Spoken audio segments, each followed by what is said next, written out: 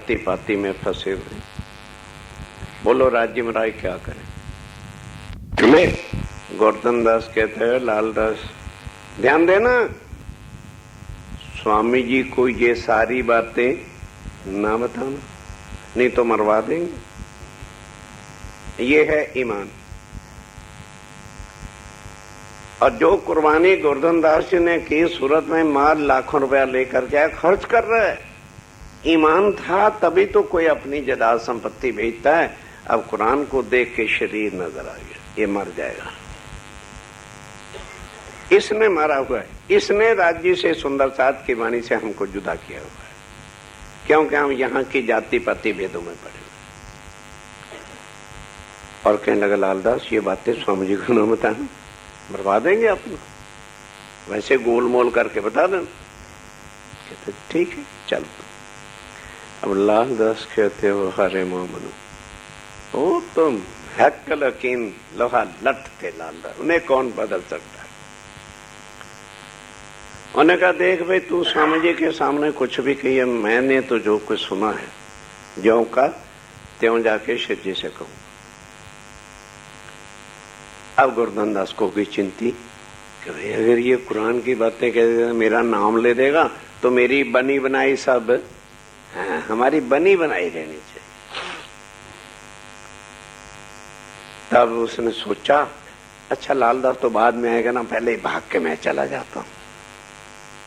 दोनों तरफ से अब गोवर्धन दास जी भाग भाग के आए और आके कहते स्वामी जी अब हमें डरने की क्या जरूरत है, कुरान में तो सारी हम अपने घर की बातें, 9 भूम 10वीं आकाशी है, आपका आखिर जमान इमाम मेहदी 11वीं सदी में आना सब कुछ जाहिर है, हमें नहीं डरना चाहिए। अब इतने में लालदास जी आए तो सुन रहे हैं सारी बातें गोवर्धन दास की। आके सीधी बात कह दी स्वामी जी हम लोगों पर यकीन लेकर के काम करना नहीं, क्योंकि इस चटाई पर तो आप हमारे प्राणनाथ हैं और चटाई से बाहर जाते ही आप हमें एक मरवाने वाले इंसान हो जाते। तब सारी बात कह दी कि जी मुझे भी वहां वर्गला रहा था गोवर्धन दास कि ये बातें सब कुरान की स्वामी जी को बताना। बस जो शायद सारे जीवन में स्वामी जी को गुस्सा नहीं आया होगा आ गया। और अग्नि जिस तरह से बरसती है ऐसा चेहरे से अग्नि नूर बरसने लगा। सबको बुला के कहा उठाओ, मुझे कोई जागने का काम नहीं, चले जाओ यहां से मेरी आंखों से दूर हो। चल गोवर्धन दास तू सूरत जा, मुकुंद दास को कहा जा तू उदयपुर जा, भाग जाओ यहां से, मुझे जागनी करनी ही नहीं। और पूठी पर बैठ के, वो गाड़ी होती है ना बैलगाड़ी, वैसे जिस गाड़ी में ऊंट लगता है उसको पूठी कहते हैं। बस लालदास लाल भाई साथ हैं, चल पड़े अनूप शहर। इतना रास्ते में शरीर वो जोश आवेश आया कि बर्दाश्त नहीं शरीर कर सका, लूज मोशन होने शुरू हुए, इतने के पानी की तरह निकलने लगा। अब ऐसे लगा कि शरीर अभी छूटा और अभी छूटा। बस लाल भाई चरण पकड़ करके रोरी, रास्ता है ना दिल्ली है ना अनूप शहर है, हे धनी ऐसी हालत में आप हमें छोड़ देंगे, हमारा कौन हो। बस ऐसे कहते ही शरीर छूट गया। शरीर छूट गया। सुंदर साथ जी राज्य से मिलना नक्शों से नहीं मिला जाएगा। एक बार हफ्ते में शरीर को छोड़ा और दूसरी बार अनूप शहर जाते हुए। अब शक्तियां तो अंदर हैं, अब साक्षात राज्य महाराज अंदर आके बैठते हैं और कहा कि जागनी किसी के सहारे से नहीं की जाती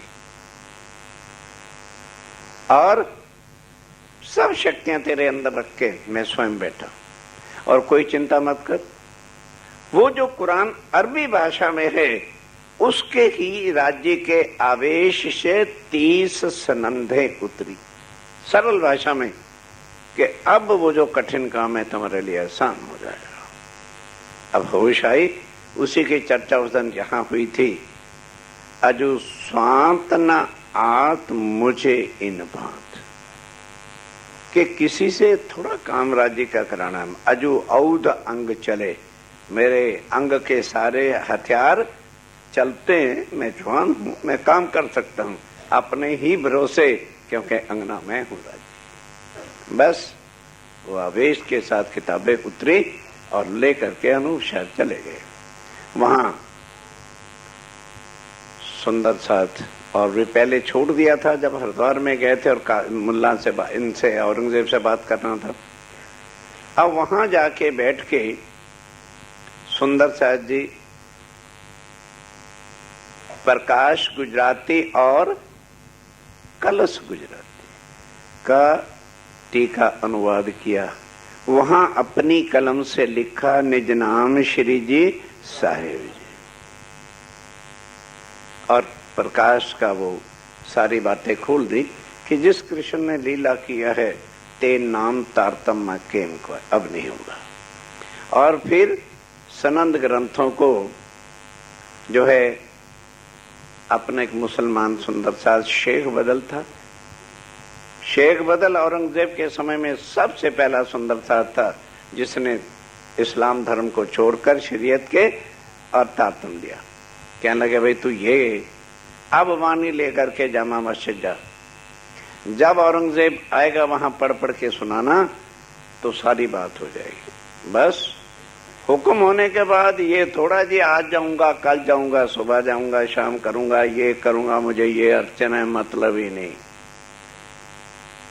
लेके किताबें चल पड़ा दिल्ली, और जहां लोग ईदगाह में ईद पढ़ने गए हुए थे वहां मोहम्मद साहब की सनंद सब लाले लाल कहामी और हो गए सब जरद और लाल कोई ना हुआ बिना एक मोहम्मद।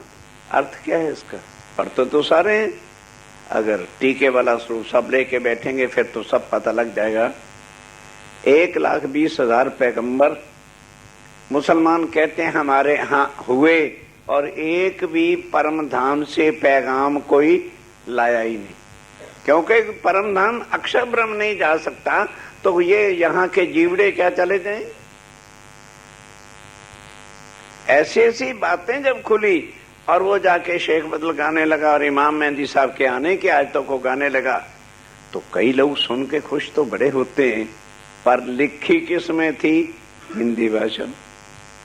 हिंदवी का देख करके किसी ने यकीन लाया न, फिर उसके बाद वो जामा मस्जिद आ जाता है। तो जामा मस्जिद की सीढ़ियों पर आकर के बड़े बड़े मौलवी काजी वहां इकट्ठे हुआ करते थे, उनके सामने भी फरदा रूस की सारी बातें और ये सब की, पर कोई यकीन क्यों नहीं लाया? हिंदी भाषा होने की। इतने में स्वामी जी दिल्ली आ गए और शेख बदल को बुला के सारा पूछा। कहने लगे जी मैंने तो अपना आपका हुक्म जो था पूरा जोर लगाया है, पर हिंदी भाषा होने की वजह से कोई भी यकीन करता नहीं। मैंने कहा अच्छा लालदास बाहर चलो, यहां बैठे बैठे काम नहीं होगा और गड़बड़ होगी। चल पड़े सराय रोहिला, आज भी उस स्टेशन का नाम सराय रोहिला ही, वहां जगह लेकर के बैठ गए। कहने लगे बात यह है कि कोई कुरान का टीका ट्रांसलेशन करे, मुसलमान हो, उसको लेके आओ और ऐसी किताब ढूंढो जिसमें सारी बीत तक की बातें। तो निकले, बड़े बड़े मुसलमानों से मिले, कोई आज कहता है कोई कल कहता है। 2 महीने तक भटकने के बाद बख्तावर एक मुसलमान था, उसने लालदास जी को कहा, चांदनी चौक में रहता था, कि मेरे पास तफसीर हुसैनी है, उसके पढ़ लेने से तुम्हारे सारे मतलब खुल जाएंगे, मैं दूंगा। करते करते 10-15 दिन उसने और व्यतीत कर दिए। लालदास जी ने जाके सराय रोहिला में स्वामी जी को कहा कि अगर तफसीर हुसैनी अपन को मिल जाए। उस समय दिल्ली का सुंदर सा दयाराम बैठा हुआ था एक वहां पर, मैंने कहा स्वामी जी ये तो कोई बड़ी कठिन बात नहीं, आप मुझे हुक्म दो, मैं लेके आता हूँ। लालता जी स्वामी जी कहते हैं अरे भाई दयाराम, कहते जी आप चिंता ना करो, बस कल नहीं तो परसों तक आ जाएगी।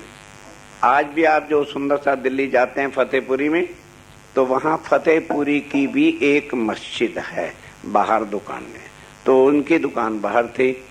अब वो जाके अंदर जो बड़ा मुसलमान का वो था ना, काजी मुल्ला इमाम उसका पढ़ाने वाला, उसको कहा भाई एक चिट्ठी लिख दी कि भाई ये मेरे ग्राहक हैं, किसी गांव में रहते हैं, उन्होंने पता नहीं क्या है, ये क्या होती तुम्हारी कोई तफसूर होती है, वो मंगाइए और जो पैसे मेरे से ले लो, मैं उनके नाम लिख दूंगा, उनके गांव का आदमी आया हुआ है मैं भेज दूंगा। मुसलमान के लिए तो सब कुछ दे देते हैं। दे दिए, 40 रुपए लिए, उसने लिए और लेके तफसीर हुसैनी रास्ते में सांस भी नहीं लिया, भागते भागते सराय रेला पहुंच गए कि स्वामी जी लीजिए ये तो आपकी कृपा से काम हो गया। बस उसको देखकर तफसीर हुसैनी और ये अभी तक एक ही चीज है पूरी। अब इस आश्रम में तो नहीं होगी, रतनपुरी आश्रम में आना, राजन स्वामी जी से मिलना, मिल जाएगी, दर्शन हो जाएंगे।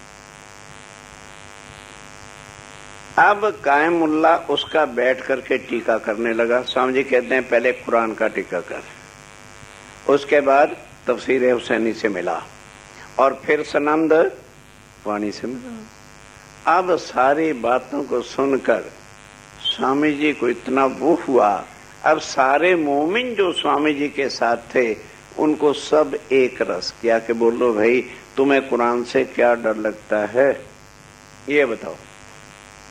वो खुद राजीव राय ने कहा है कि भाई परम धाम से जब मैंने आना था, अच्छी तरह से समझो सुंदर साथ जी, तो तुम्हारा तो मैं धनी हूं, पर दुनिया का सब का एक परमात्मा हूं। तो जब एक हूं तो सब के ग्रंथों में यदि मेरी पहचान नहीं लिखी होगी तो मुझे पहचानेगा कौन। सुंदर साथ जी विश्व, अब इससे जरा दिमाग से काम लो। क्या राम भगवान आए, उनकी पहचान किसी ग्रंथ में थी, वेदों में थी क्या राम आएगा? कृष्ण आए क्या उनकी पहचान थी? वो तो विष्णु भगवान के अवतार थे। और ये कौन आना है? अवतार नहीं आना, ये पूर्ण ब्रह्म ने आना है। इसलिए बाइबल में भी प्रमाण है, कुरान में भी है, गीता में भी उत्तम पुरुष आएगा कहा है, और भागवत में भी है, वेदों में भी है, गुरु ग्रंथ साहब की वाणी में, जैन की बुक्स में भी है। कोई दुनिया का ऐसा ग्रंथ नहीं जहां उनकी पहचान नहीं। खूब स्वामी जी ने उनको कुरान तफसीर हुसैन, क्योंकि इस वक्त मोर्चा कुरान का है। अब सबको यकीन हो गया, कहने लगे अच्छा अब यहां से, लालदास जी कहते स्वामी जी यहां से बहुत दूर पड़ता है। मिल करके सब ने सलाह की कि अब क्या करना चाहिए। कहते स्वामी जी ऐसा करना चाहिए कि औरंगजेब के दरबार के जो 5 आदमी बड़े बड़े हैं, एक शेख निजाम, ध्यान के साथ सुनो सारे,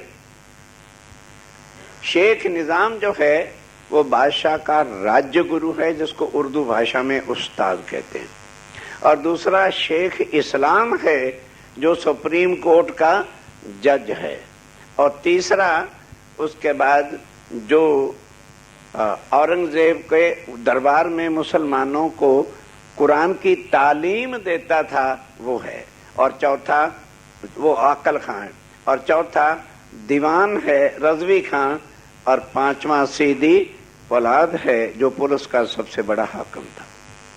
अब इनको लिखें इस तरह से कि इनको पहचान भी हो जाए और इनसे हम जवाब मांगे। आके चांदनी चौक में एक हवेली ले ली और उसमें बैठ के बातें किसकी करने लगे? कुरान की। हिंदू की हवेली थे, कहता वो स्वामी जी मारा है, मुझे मरवाना है क्या? ना बाबा ना, मेरी हवेली खाली करो। अक्षरातीत राज्य में राय को मोमनों की जागने के लिए दुनिया में कोई जगह भी नहीं देता। ये बीतक नहीं है, कलेजा टूटता है। हम अपने ऐशो आराम मस्तियों में पड़े हुए। तब स्वामी जी कहते हैं भाई वो सामने चांदनी चौक का मैदान है, वहां चल, वहां बड़ का पेड़ है, बट के पेड़ ने नीचे बैठ जाओ। वहां बैठे स्वामी और वहां बैठ के कुरान के क्वेश्चन तैयार किए और साथ उनको टीका दिया। सबसे बड़ी बात क्या देखी है, जब आखिरुल ज़मा इमाम मेहदी दुनिया में आएंगे तो 7 निशान बड़े बड़े क़यामत के जाहिर हो जाए। एक बार सुन लेना क्योंकि बाई बार विषय आएगा, बार बार नहीं बताऊंगा।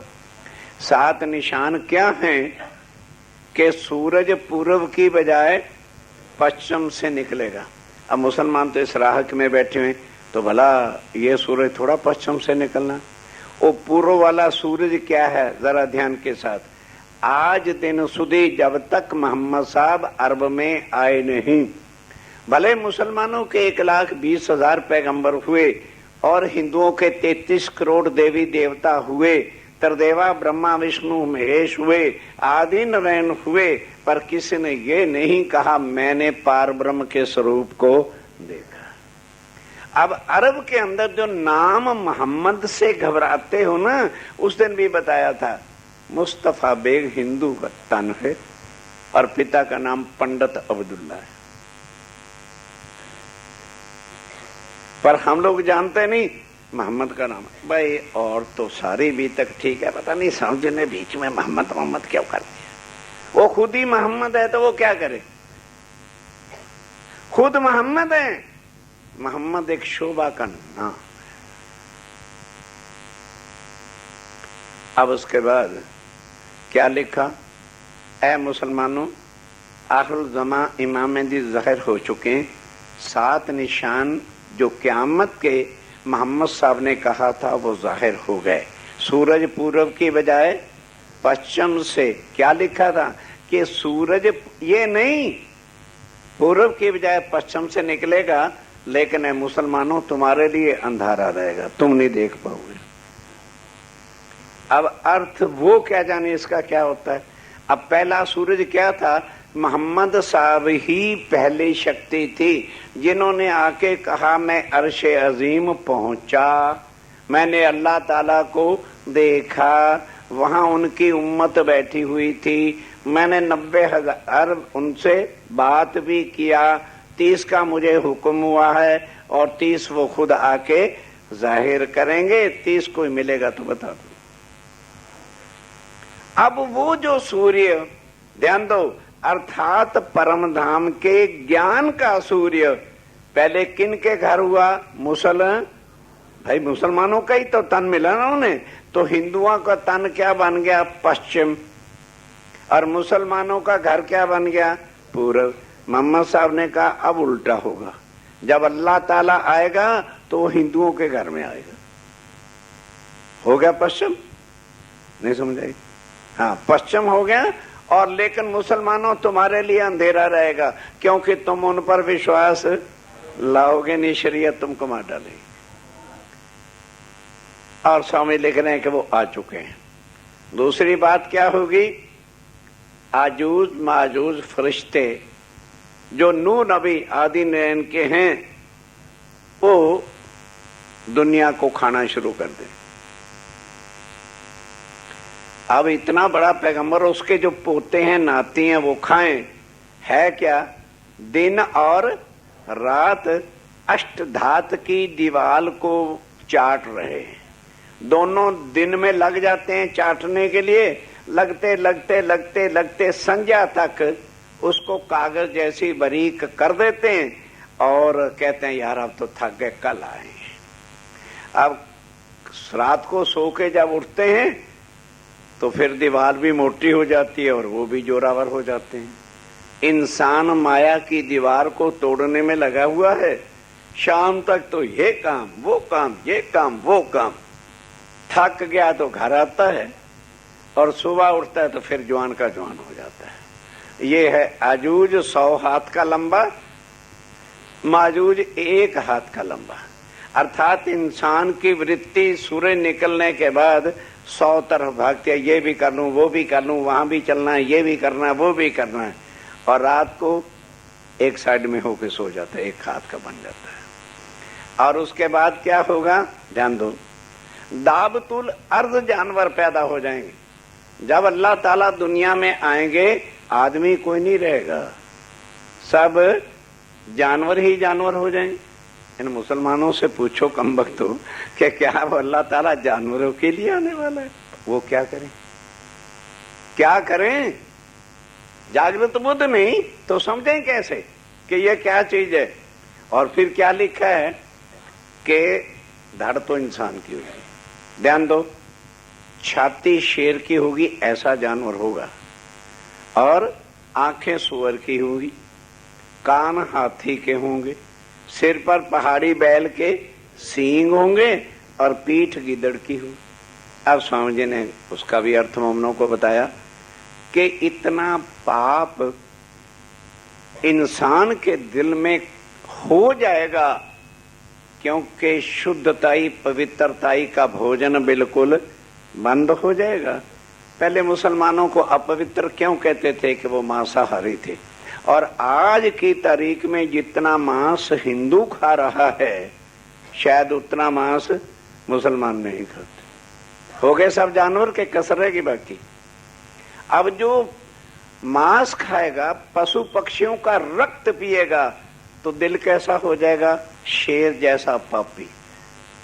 गरीब को लूटना, बड़े को लूटना, छोटे को लूटना, जैसे भूखा शेर गुफा से निकला, सामने जो भी आया उसको लेने देने से मतलब नहीं, धड़क मारा गला और खून चूस लिया।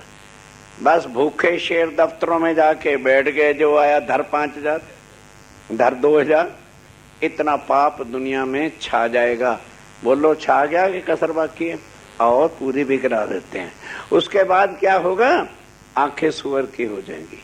ये वही धरती है जहां लक्ष्मण 13 वर्ष तक सीता के साथ एक कमरे में रहा, एक पंचवटी थी।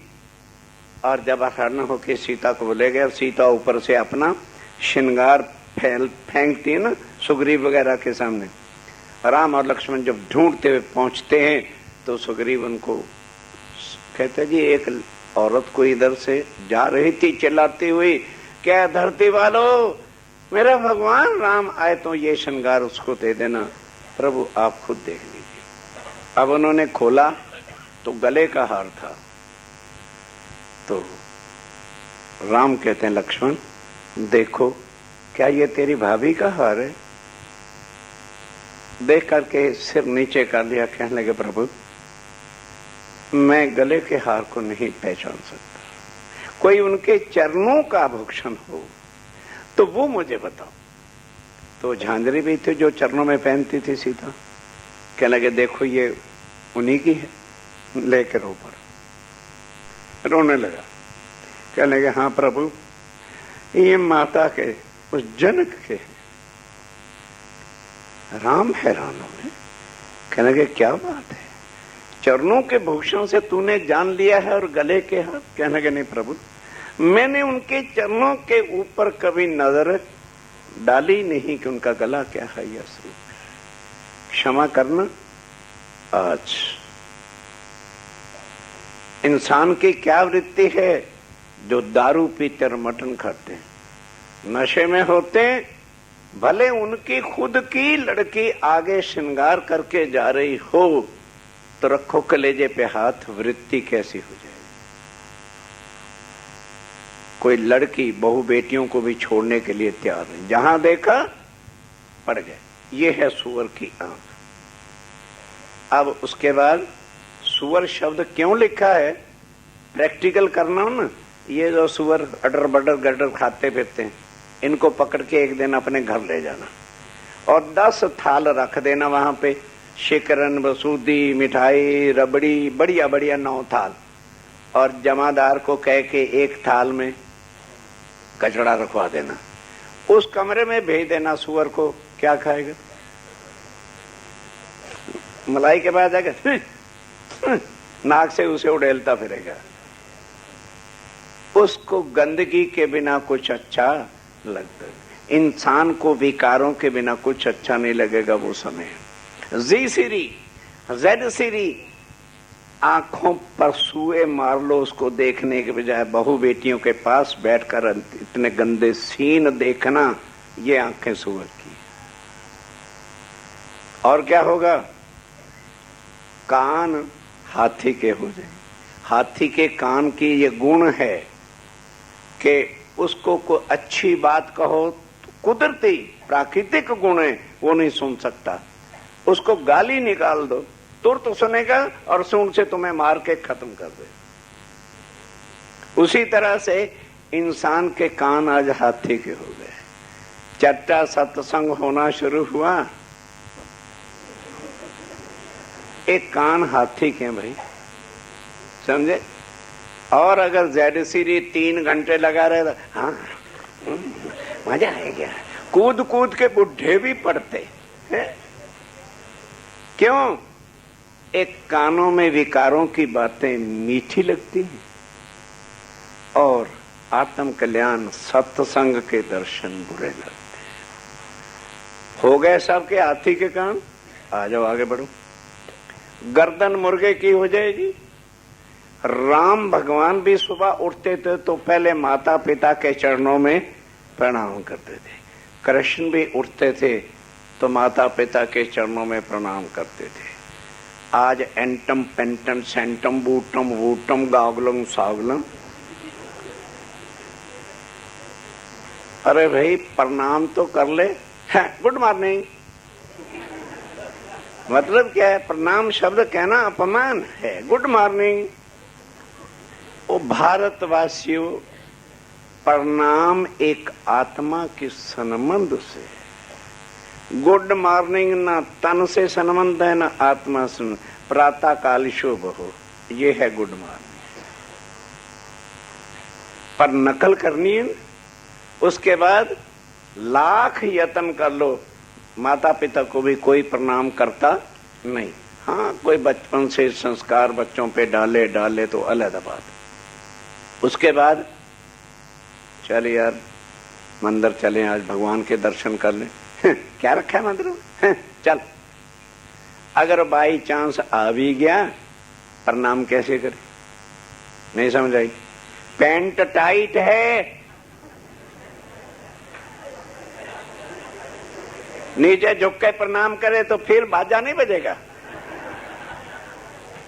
इसलिए मंदिर में अव्वल तो जाना नहीं, और अगर बदकिस्मती से चले भी गए, ये हाल रह गया। ये गर्दन मुर्गे की हो गई। क्यों? मुर्गा देख लेना, ऐसा कमबख्त होता है, वो दाना भी अपने लिए खाएगा ना तो गर्दन झुकाएगा नहीं, पंजे से इधर कर लेगा और फिर क्या करेगा? गर्दन ही झुकने देगा। और उसके बने बने छोटे छोटे मुर्गे भी लोग शो पीस में रखते, वो सारा दिन ऐसे ही करता रहता है, गर्दन झुकाता नहीं। समझने का इंसान की गर्दन मुर्गे की हो जाएगी। ये प्रणाम करना, उस मालिक के सामने झुकना, वो टूट जाएगी। और क्या होगा? पीठ गिदड़ की हो जाएगी। घर के लिए पत्नी कहती है क्या तुम्हारा पैसा है, क्या इतने बड़े वो हो गए हो? बच्चे पड़ोस में टीवी देखने जाते हैं, मैडम आपने कहा कब है? कल ही रंगीन टीवी लेके आते हैं। आ गया जी 20,000 का टीवी। और कुछ है? अरे नहीं, पैसा है तो जीपीएफ लोन कर ले लेंगे, वो भी आ गया। अब आ गए उत्सव होना है जन्माष्टमी वाले, कहने लगे भाई उत्सव है यार, तुम लोगों ने खून पी रखा है। नहीं समझे? कभी जन्माष्टमी वाले आ जाते हैं, कभी रामनवमी वाले आ जाते हैं, कभी कोई आ जाते हैं, घर का पालन करें कि तुम्हारा करें? अरे भाई भगवान को ये अच्छा लिख लो, 5 रुपए देने नहीं, लिख लो। अब उसके बाद 5 बार वो लेने जाएंगे, यार अभी तनख्वाह तो है नहीं, तुम पीछे ही पड़ गए हो, पहली तारीख को आना तब दे देंगे। क्या मतलब? गीदड़ के सिर पे लाठी मारोगे कभी नहीं मरेगा, बड़े बड़े गुण हैं, और उसकी कमर के ऊपर यूं कर दोगे मर जाएगा। अर्थात इंसान घर के लिए छाती तान करके मुकाबला करने के लिए मकान बनाएगा, ये करेगा वो करेगा, और सेवा का नाम आए तो कमर टूट जाए। अब देख लो वो दावतुल्लाह से जानवर हो गया है, इंसान के नहीं हो गया है। अब उसके बाद सबसे बड़ा निशान क्या था कि अल्लाह ताला खुद इमाम मेहदी बन के आएगा, ईसा रूहुल्लाह शामा जी उनके साथ आएंगे और मोहम्मद साहब भी उनके साथ आएंगे। ये सारे क्वेश्चन लिख करके भेजे कि अगर तुम मुसलमान हो तो इन 7 बातों का निशान ये दो। 21 बातें लिख करके भेजी। और क्या लिखा कि कुरान पाक में मोहम्मद साहब ने कहा है अल्लाह ताला जब दुनिया में उम्मत के लिए आएंगे तो 6 दिन रहेंगे और छठे दिन जुम्मे की नमाज पढ़ाएंगे। जो जुम्मे की नमाज पढ़ लेगा वही अर्शे अजीम को चला जाएगा। इसलिए मुसलमान 5 दिन भले को मस्जिद जावे या ना जावे, फ्राइडे को अवश्य पढ़ने जाते हैं। लेकिन लिखा क्या जो एक नमाज पढ़ लेगा, और ये हर फ्राइडे को नमाज पढ़ते हैं, कोई भी अर्श में पहुंचा नहीं। अब स्वामी जी क्या कहते हैं, ध्यान दो, इसका अर्थ खोल रहे हैं कि ये दिन जो हैं ये खुदा के तो नहीं। ये दिन को बनाने वाले कौन है? ब्रह्मा विष्णु, भाई इनके ही बनाए हुए दिन है ना, प्रकृति के मालिक तो यही है।